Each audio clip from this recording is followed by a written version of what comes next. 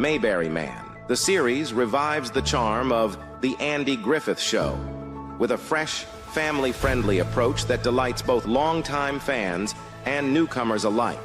It captures the nostalgic essence of Mayberry while introducing new characters and stories that resonate with today's audiences. Viewers praise the series for its wholesome entertainment value, noting its ability to evoke the warmth and moral values of the original show without simply being a remake.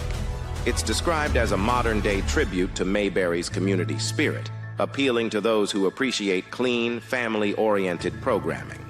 The series is celebrated for its humor, engaging storyline, and memorable characters, all of which contribute to its appeal as excellent family entertainment.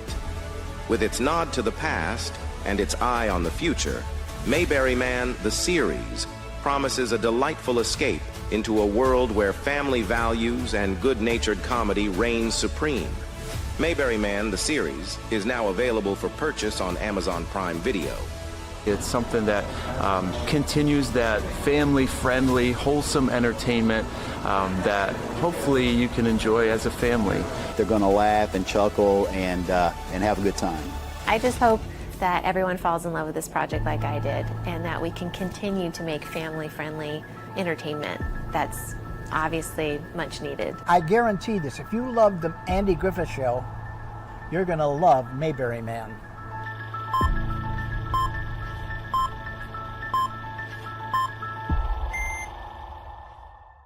Hey, and welcome to Wednesday Night Live special edition from Mount Airy, North Carolina. And actually, we're at the depot in Dobson, North Carolina. North Carolina, right? That's right. Virginia, right? We're in North Carolina. And I'm here with Greg Schell and Jeff Berry and John Campbell and some other friends back here. But we have a special guest. We're going to let him go real quick because the theme for the night is trivia.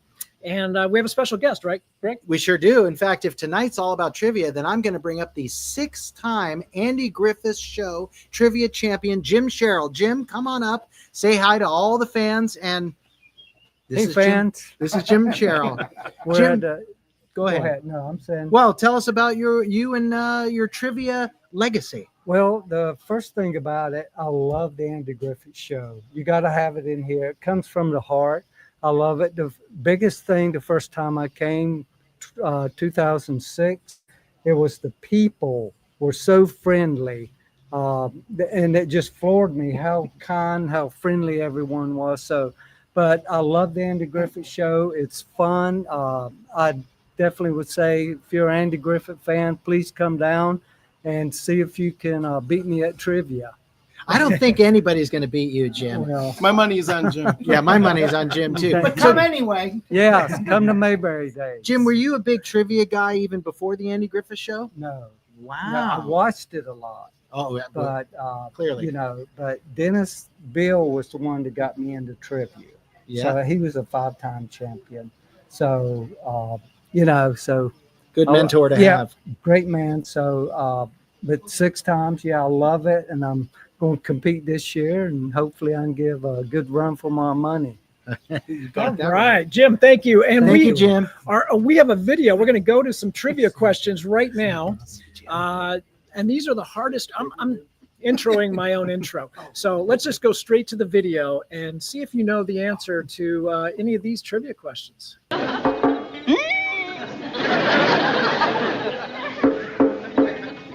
All that ride, jump in the fire, fire too hot, jump in the pot. Mayberry Days is here again, and one of the big events everyone looks forward to is the big Mayberry Trivia Contest, where only the best of the best trained noticers have a chance at making it to the final round. Here at Mayberry Man, we also post weekly trivia questions on our YouTube channel. They may show up in your feed, or you can find them on the Community Posts tab on the Mayberry Man channel page. On mobile, you may have to scroll to the right to find it. Now, in this video, we're looking at our trivia questions that you guys found the most difficult to answer. Let me do your real hard one. 25 and 25. 50. To measure that, we're looking at the overall score by our followers. So we're only looking at the questions where you guys scored less than 50%. Yes, a failing grade. Do Any of you have any interest in learning about it? If you have, you just haven't shown it. Shazam! So let's take a look at the questions that you guys got wrong most frequently. And we're going to start with the easier ones and work our way to the hardest. It's amazing how that stuff stays with you. Once you learn something, it never leaves you. It just stays locked up tight right in the old noodle. Does, huh? Let's go. In Goober's replacement, who replaced Goober at Wally's gas station when Goober went on vacation? Was it Gomer, Howard, Flora, or Emmett? Now, a couple of these character options would probably clue you in that this is a color episode. And the correct answer, which only 44% of you got correct, was Flora. Anything else you'd like, sir? Yeah, I'd like to be 30 years younger. Here you are, sweetie. Keep the change. Well, thank you, and come back and see us real soon. Sure will. I'm going to use up this gas just as fast as I can. Next, in Wedding Bells for Aunt Bee, who courts Aunt Bee? Now, it's a little bit tricky, right? Because there is an episode where Briscoe Darling courts Aunt Bee, but that's not the question. It's in this specific episode, Wedding Bells for Aunt Bee. And the correct answer, which only 43% of you got correct, is Fred Goss, the dry cleaner. In The New Doctor, what condition does the new doctor diagnose Barney with? When Barney goes in, he gets a checkup, and only 43% of you got this correct. He's diagnosed with low blood pressure. It's your blood pressure, Mr. Fife.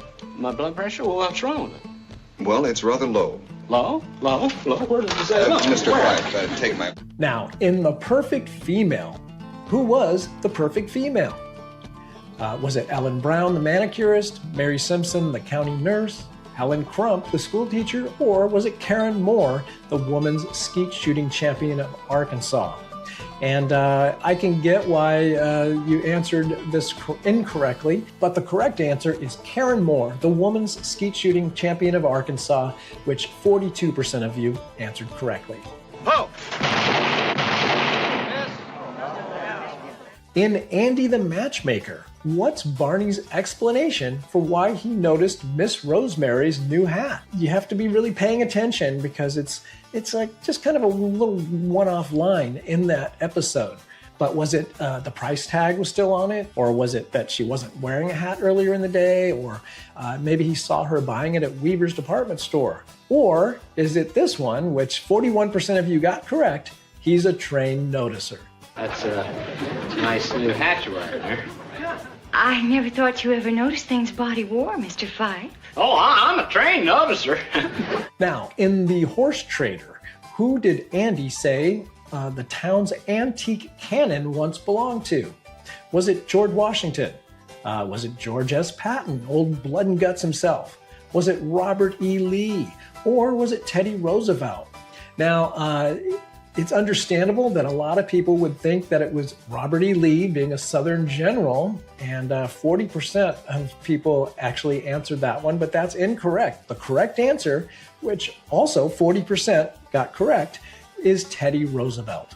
All right, that wraps up the 40% and higher category. Now we're going to drop down into the 30% range, even lower scores. So let's see what these questions bring. What was the name of Gomer's dog? And according to Gomer, he was a dumb dog, but sweetly disposed. Now, a lot of people think that it was Limley Gilbert, and I think Gomer in Gomer Pyle USMC did mention a dog, Limley Gilbert, and I think Andy at some point also mentions Limley Gilbert, which I think was somebody from Andy's childhood, which is why that name would get used. But in this particular episode, Gomer is at the Taylor house and he's telling stories, and the correct answer, and 39% got it correct, is Sport. I had a dog once. He was known by 2 names, one of which was Sport. Now, in a medal for Opie, what track and field event does Opie enter and lose?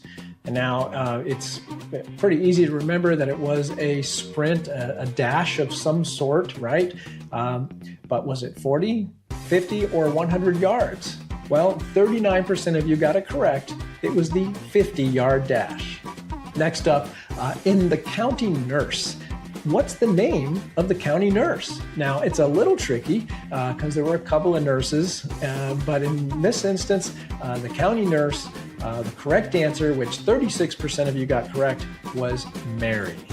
Now, in Barney on the Rebound, where does Barney escort the new gal in town to? Now, this is a little tricky because escort could mean take on a date, or it could mean what it actually means in this episode. And only 36% of you got it correct. He escorts her to the post office. Remember, she arrives in town and he jumps in the squad car and turns on the siren and gives her an escort, a police escort, across the street to the post office. Here is one that was a little controversial based on the comments we got, but how many punches does Opie actually throw in One Punch Opie? Now, most people will remember that in this particular episode, he never punches the bully. The bully backs down and then keeps drawing a line in the sand. However, he does throw one punch in this episode, and if you recall, he punched Barney in the stomach. So the correct answer, which only 35% of you got correct, is 1. You make yourself hard all over, and nothing can hurt you. Let me show you. You hit me right there, just as hard as you can. Come on, see, I'm braced. See? You can't hurt me. Come on, all you got, come on.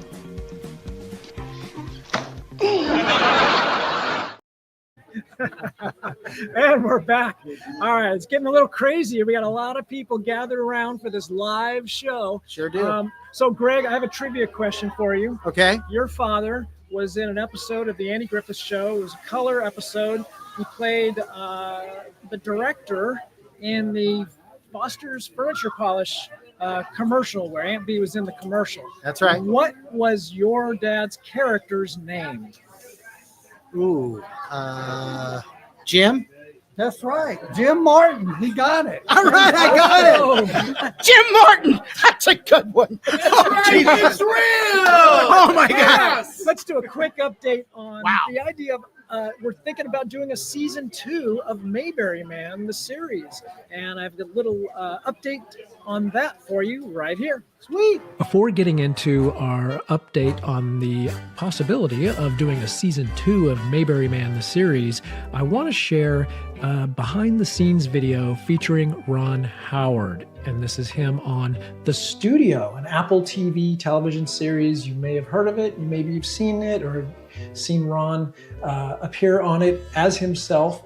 It's a kind of a send-up of the Hollywood studio system with Seth Rogen as this aspiring film executive. It won a ton of Emmy Awards just last week. So this acclaimed series, and it has a tie-in. I want to come back to this and comment on how it relates to what we're doing with Mayberry Man. You got a note from me like you had on Beautiful Mind? And I love that it was a version of me, but I also love that it was, kind of a version. It's fun to play a jerk who does jerky things once in a while. And of course, there's always tension between executives, the financial side, and what the creatives are trying to do. Us creatives are not always right, but we think we are most of the time. Hands down, it was the single worst note. Listen to me, because I will never, ever. Idiot. And the episodes just go by like that. Of course, it's my world. I love seeing them shine a bright light on some of the foibles and some of the petty, crazy, neurotic thinking in every corner of this business.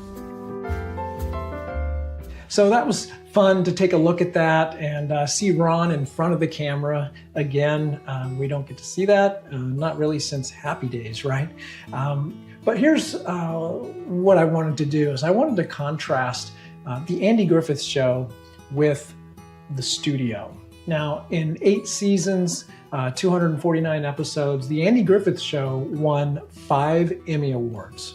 And those were all for Don Knotts, right? The Studio last week won 13 Emmys in its first season. But more importantly, I mean, it's a high production value show. The performances are so-called great, but it's got foul language. the characters are unlikable, they're unredeemable, and it's just it's the kind of stuff that we're all sick of.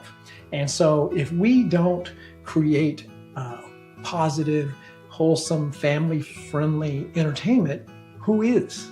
And so that's what I wanted to do, is just kind of frame what we're doing with Mayberry Man and contrast that with what Hollywood's doing and why we are trying to do this ourselves with you guys. All right, so let's get into Mayberry Man Season 2. So if you haven't heard, we're exploring the idea of doing a Season 2, more episodes of the series. And we know it takes a big financial commitment from all of you. You know, whether you're a kind of a higher level backer or a volunteer, all of your contributions in whatever manner they are have been huge. So I do want to recognize the sacrifice that y'all made. Maybe it's just the travel, getting to and putting the lodging and all that stuff to participate. So we do acknowledge that, and we know timing matters and circumstances matter.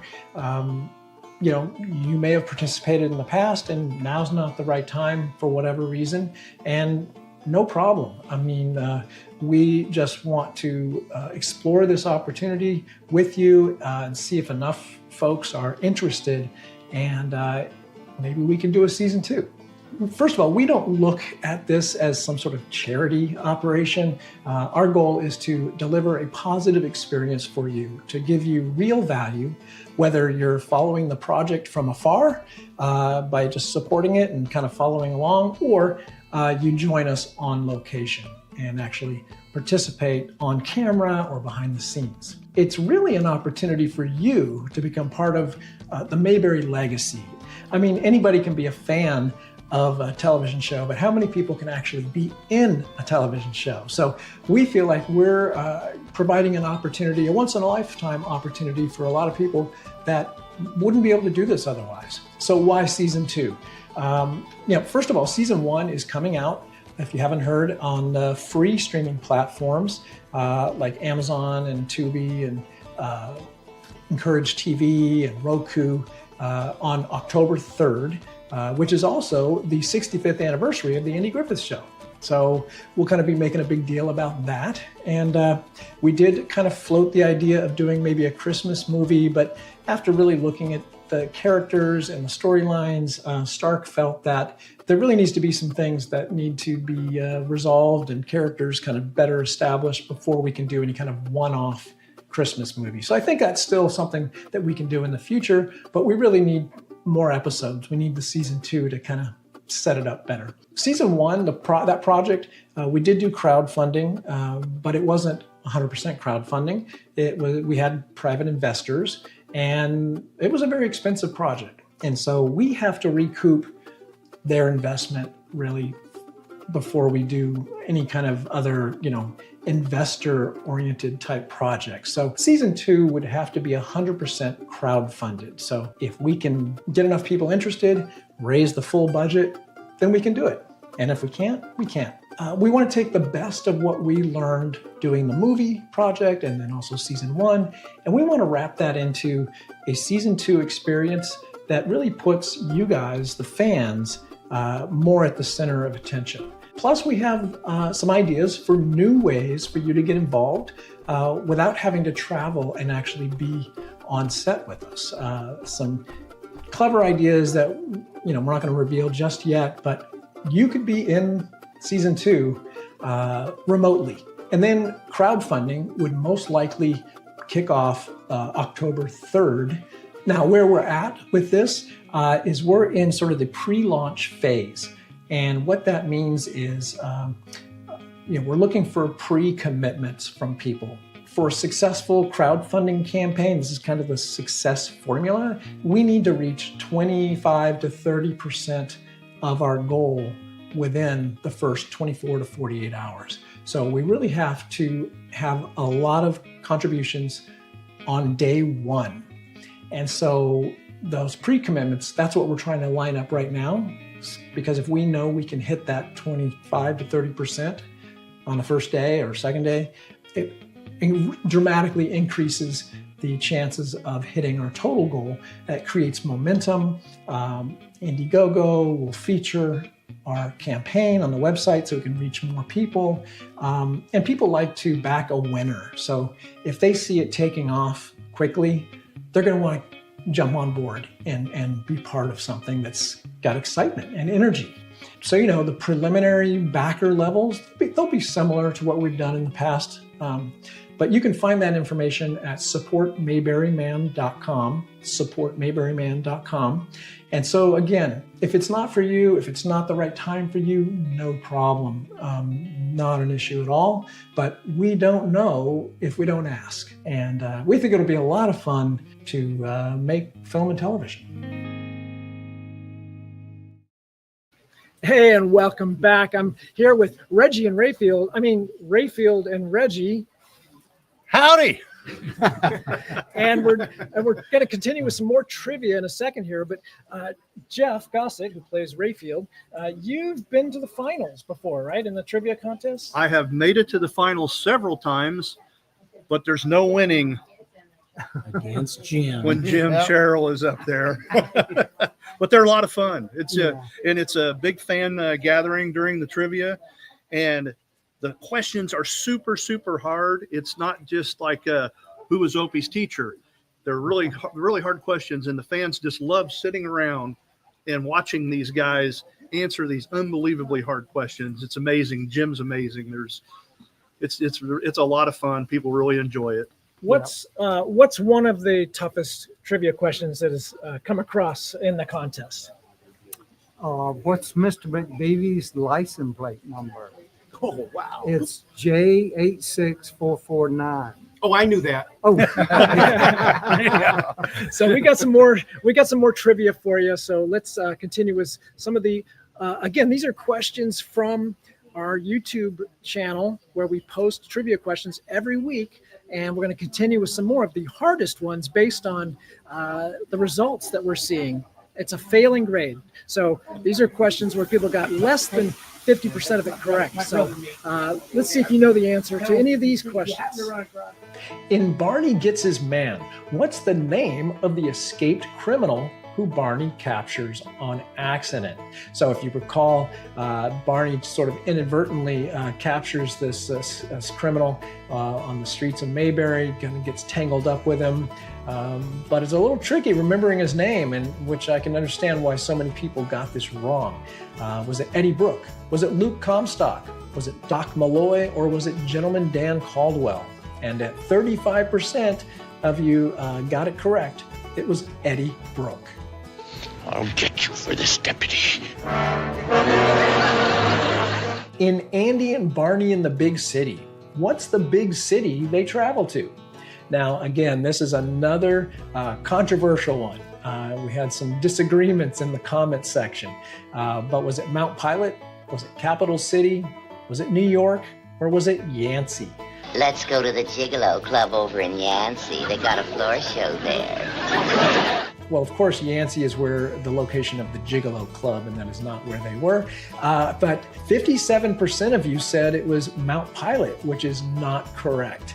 The correct answer is Capital City, but the discussion was about, well, it was Raleigh. Well, it wasn't Raleigh because they never said Raleigh, they just said Capital City. So, I mean, logically, you would think it's Raleigh, but they don't say that. So the answer, the most correct answer is Capital City. This is where the action is. Capital City. Next, in bringing up Opie, who has a problem with the way Andy is raising Opie? Now, again, this is kind of specific to this episode, which is why we put the title of the episode in the question, because at different times, different people have an issue with, Andy's parenting or Andy being single, things like that. And this one, 59% of you answered incorrectly.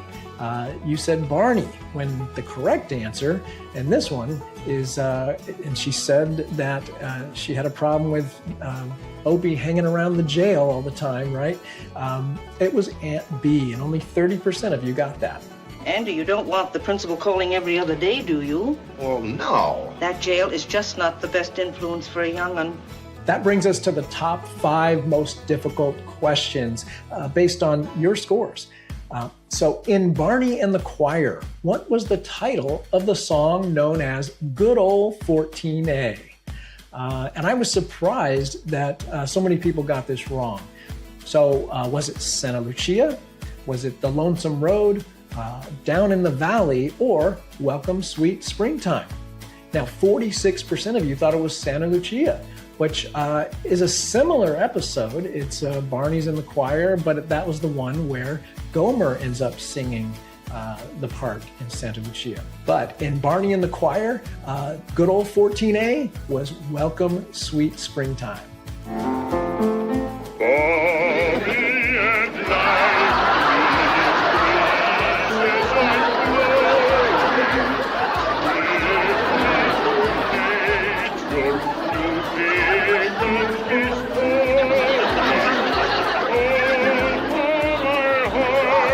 Now, in Cyrano Andy, what 3 words has Barney never said to a girl before? Now, it's very conversational the way this is worked in. It's Andy's trying to get Barney to open up to Thelma Lou for the first time. And which of these 3 words has he never said to any girl before? Is it I love you, let's go Dutch, would make sense, the duck pond, or you're the cats? And the wrong answer, which 59% of you answered I love you, which is kind of a logical answer, right? But what he really says is he's never said you're the cats to any girl before. And 27% of you got that correct. You're the cats. I never said them 3 words to a girl before Thelma Lou. All right, our scores are dropping. We're down to 21% on this question. In Mayberry Goes Bankrupt, according to the computation machines down at the bank, how much does the town of Mayberry owe Frank Myers for his $100 bond issued by the city in 1861? Now, these are a lot of big numbers, and you have to really have a good memory, be a trained noticer to get it correct. But 21% of you got it right. $349,119.27, which was quite a lot of money back in the early 1960s. Next up, in A Black Day from Mayberry, how much did Andy say the value of the gold shipment was? Again, another money question, and the dollar amounts, I think, are what threw people, because 50% of the people said over $2 million. And the correct answer was over $7 million. And of course, people in the comments are like, well, it's over all those amounts then, right? So, but the correct answer that Andy says is over $7 million, which again, in the early 60s is quite a lot of money to be transporting in a gold truck. But they call it Shazam. And finally, we have our most difficult question from this batch. In Lawman Barney, when warning the produce men about Barney, which of the following is not one of the nicknames mentioned by Andy? So these are nicknames for Barney to kind of build up Barney as being a tough guy. And so which one of these is not mentioned? Was it Barney the Beast, Fife the Fierce, Crazy Gun Barney, Fast Gun Fife? So Andy did say 3 of these, but the one he did not say, and only 20% of you got this correct, 2 out of 10 people, he did not say Fast Gun Fife, although Fast Gun Fife is a nickname mentioned in a different episode. So how'd you do? Let us know in the comments. And did you know thousands of people answer every one of our trivia questions each week? And as long as you keep enjoying them, we'll keep putting them out there for you.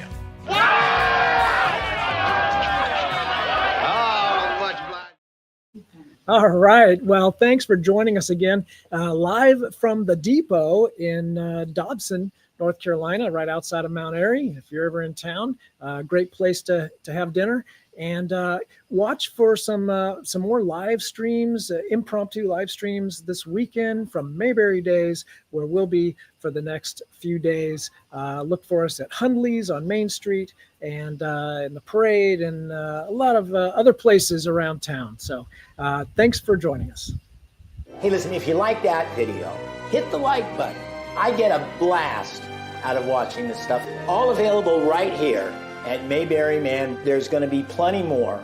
If you want more videos about The Andy Griffith Show, be sure to hit subscribe and click that little bell icon so you're notified whenever we post a new video. Thanks for watching. Come on, baby.